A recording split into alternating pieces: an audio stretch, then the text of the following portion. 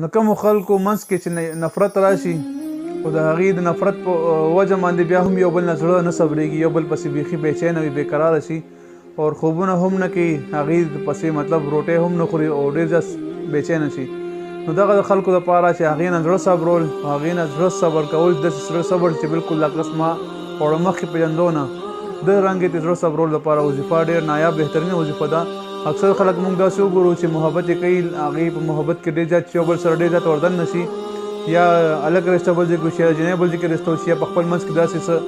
رکاوټ راشي چې واده په منځ کې نه کېږي، بیا په دغه وجه باندې یو بل زړه خوري او یو بل پسې بېانتها خفه کېږي. نو راځئ دا وظیفه ورته وښیم، دا وظیفه وکړئ د یو بل نه زړه صبرولو لپاره، یو بل لرې کېدو لپاره چې بالکل زړه نه هغه کس انسان وځي. نو دا وظیفه شروع کړئ، انشاءالله تاسو به بالکل امن کې شئ، سکون کې به شئ.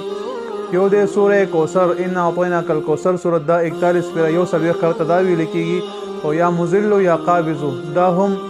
300 جایل ځل ویل کېږي په دې چې اوبه دم کې هغه بوی او څو ځل وڅکې، انشاءالله العزیز لږ ورځو کې اوس هغه کس نه بالکل زړه تور شي او هغه نه به ستا نفرت مطلب پیدا شي، داسې نفرت چې تا وړوی نه چې ما دا کس پېژندلو. الله جل شانه زموږ تاسو راضي شي. بعضې خلک زموږ نمبر غواړي، زموږ نمبر یوټیوب چینل کې شته، مفتی فیصل نوم باندې یوټیوب چینل دی، تاسو ورته کې وزر کوئ چې زموږ نمبر اخیستی شي، څه مسئلې تاسو په وټساپ هم رابطه کولی شي. السلام علیکم ورحمة الله وبرکاته.